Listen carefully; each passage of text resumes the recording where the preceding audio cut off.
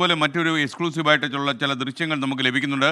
ദുരന്ത മേഖലയിലെ സൂചിപ്പാറ മുതൽ പോത്തുകല്ല് വരെ കേരള പോലീസിൻ്റെ സ്പെഷ്യൽ ഓപ്പറേഷൻ ഗ്രൂപ്പ് കഴിഞ്ഞ ദിവസം മുഴുവനും ഹെലികോപ്റ്ററിൽ വ്യോമ നിരീക്ഷണം നടത്തിയിരുന്നു. ഇന്നും അവരുടെ നിരീക്ഷണം ഉണ്ടാകും.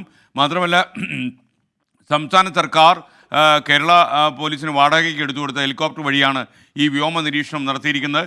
ഈ പോത്തുകല്ല് മുതൽ പുഴ കടലിൽ ചേരുന്ന അഴിമുഖം വരെ വ്യോമ നിരീക്ഷണമുണ്ട്.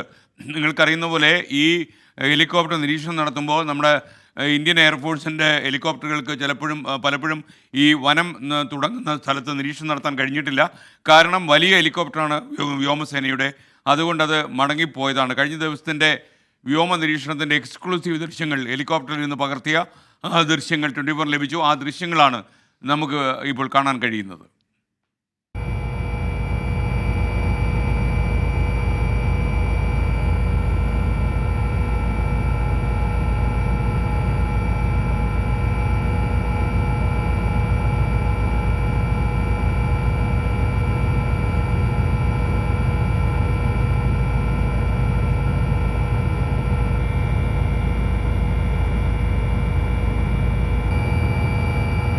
ഇത് വ്യോമ നിരീക്ഷണമാണ്.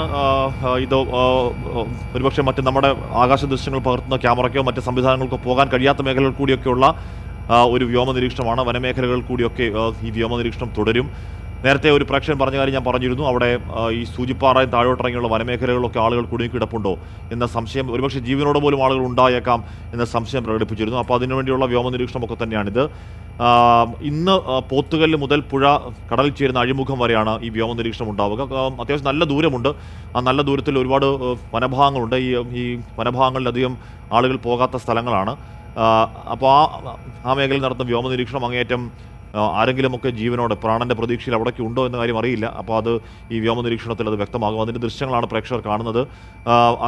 ഇതടക്കം വളരെ സജീവമായൊരു തെരച്ചിൽ ദിവസം തന്നെയാണ് ഇന്നിപ്പോൾ ചാലിയാർ പുഴ കേന്ദ്രീകരിച്ചുള്ള വളരെ ഇൻറ്റൻസീവായ തെരച്ചിലുണ്ട്. അതിനോടൊപ്പം തന്നെ വനമേഖല എന്ന് പറഞ്ഞാൽ അത്യാവശ്യം നല്ല പോകുന്ന വഴിയിൽ ഏതാനും കിലോമീറ്ററോളം നല്ല വനമേഖലയുണ്ട്. അത് അവിടെ അങ്ങനെ ആളുകൾ അധികം പോവാത്ത ഒരു വനമേഖലയാണ്. അപ്പോൾ അവിടുത്തെ പ്രദേശവാസിയോട് സംസാരിക്കുമ്പോൾ ആ ഭാഗങ്ങളിലൊക്കെ ഈ നീർനായയുടെ ശല്യം വല്ലാതെയുണ്ട്. അവിടെ പുഴയിൽ നിന്നും ആരും ഇറങ്ങാറില്ല എന്നിങ്ങനെ ഒരു പ്രദേശവാസി ഇങ്ങനെ പറഞ്ഞു നേരത്തെ. അപ്പോൾ അവിടെ അധികം ആളുകൾ പോകുന്നതല്ല. അതുകൊണ്ട് ഈ വനമേഖലയിലെ തിരച്ചിൽ അതിപ്രധാനമാണ്. അത് മൃതദേഹങ്ങൾ കണ്ടെത്താനാണെങ്കിലും അതല്ല, ഇനി അവിടെ ഓടിക്കയറി എങ്ങനെയെങ്കിലും രക്ഷപ്പെട്ട് അവിടേക്ക് എത്തിയവർ ഈ വനമേഖല എവിടെയുണ്ടോ എന്നറിയാൻ അതിൻ്റെ വ്യോമ നിരീക്ഷണ ദൃശ്യങ്ങളാണ് എക്സ്ക്ലൂസീവായി പ്രേക്ഷകർ കാണുന്നത്. ആഷ്മി പറഞ്ഞതുപോലെ ഹെലികോപ്റ്ററിൽ നിന്ന് പകർത്തിയ ദൃശ്യങ്ങളാണ്. വനമേഖലയിലൊക്കെ തന്നെ അവർ നിരീക്ഷണം പറക്കൽ നടത്തി. ഇന്നലെ എവിടെയെങ്കിലും മനുഷ്യ സാന്നിധ്യമോ മറ്റെന്തെങ്കിലും മൃതദേഹങ്ങളോ കിടപ്പുണ്ടോ എന്ന് അറിയാൻ വേണ്ടി കേരള പോലീസ് നടത്തിയ അന്വേഷണത്തിൻ്റെ ആകാശ ദൃശ്യങ്ങളാണ് പ്രേക്ഷകർ ഇപ്പോൾ കാണുന്നത്. ഹെലികോപ്റ്ററിൽ നിന്നുള്ള ദൃശ്യങ്ങളാണ്. വനമേഖലയൊക്കെ കേന്ദ്രീകരിച്ച് അവർ അന്വേഷണം നടത്തി. ഇന്നും ഈ അന്വേഷണം ഉണ്ടാകും എന്നാണ് നമുക്ക് അറിയാൻ കഴിയുന്ന വിവരങ്ങൾ. ഒരുപക്ഷെ നമ്മളെ നാടിനെ നടുക്കിപ്പോയ ഈ സംഭവത്തിൻ്റെ ആകാശ ദൃശ്യമാണ് പ്രേക്ഷകർ ഇപ്പോൾ നമ്മുടെ സ്ക്രീനിൽ തത്സമയം കാണുന്നത്. ഇപ്പോൾ ചാലിയാർ പുഴയുടെ തീരത്തെ രക്ഷാപ്രവർത്തനത്തിന് കൂടുതൽ രക്ഷാപ്രവർത്തകർ എത്തിച്ചേരുന്നുവെന്ന് അവിടെ ക്യാമ്പ് ചെയ്യുന്ന നമ്മുടെ പ്രതിനിധി സമീർ ബിൻ കരീം അറിയിക്കുന്നു. പുഴയ്ക്കക്കരെ വനത്തിൽ ഹെലികോപ്റ്ററിൽ ഇന്ന് തെരച്ചിൽ നടത്തുമെന്ന് അറിയുന്നു. ഇതേ ഹെലികോപ്റ്റർ തന്നെയായിരിക്കും, നമ്മളിപ്പോൾ കാണിച്ച ഹെലികോപ്റ്റർ തന്നെയായിരിക്കും തെരച്ചിൽ നടത്തുക. കാലാവസ്ഥ അനുകൂലമായാൽ ഹെലികോപ്റ്റർ എത്തുമെന്ന് പോലീസ് അറിയിക്കുന്നു. സമീർ ബിൻ കരീം, താങ്കൾക്ക് എന്താണ് റിപ്പോർട്ട് ചെയ്യാനുള്ളത്?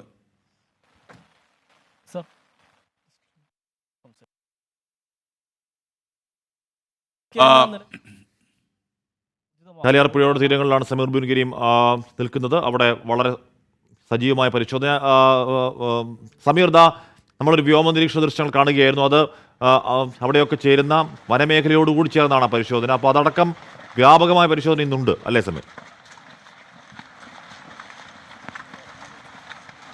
തീർച്ചയായും അങ്ങനെ തന്നെയാണ്. ഇപ്പോൾ 4 ഡ്രോണുകളാണ് പ്രധാനമായും ഈ പുഴയുടെ ഭാഗത്ത് തെരച്ചിലിനായി എത്തിച്ചിരിക്കുന്നത്. അതോടൊപ്പം തന്നെ കടാവർ ഡോഗിനെയും എത്തിച്ചിരിക്കുകയാണ്. ഇപ്പോൾ ഇതിനെ നിയന്ത്രിക്കുന്ന പോലീസ് ഉദ്യോഗസ്ഥർ നമ്മോടൊപ്പം ചേരുകയാണ്. സാർ, ഇത് എത്തരത്തിലായിരിക്കും ഇവിടെ ഉപയോഗപ്പെടുക?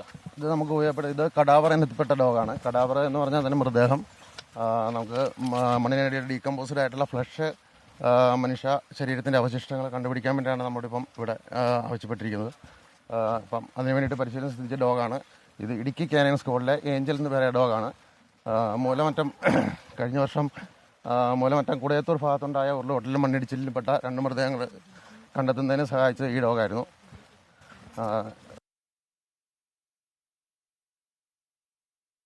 നായ ഉപയോഗിച്ചുള്ള പരിശോധന നടക്കുകയാണ്.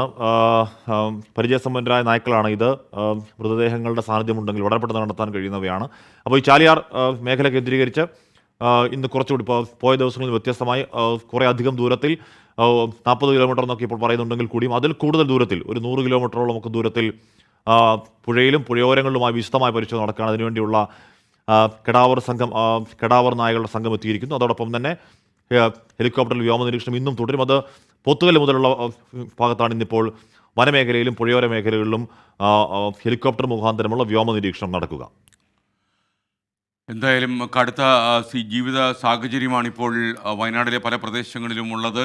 കേരളത്തിലെ മറ്റ് ജില്ലകളിലും മഴ പെയ്യുന്നുണ്ട്. അപ്പോൾ ജാഗ്രത പാലിക്കണം.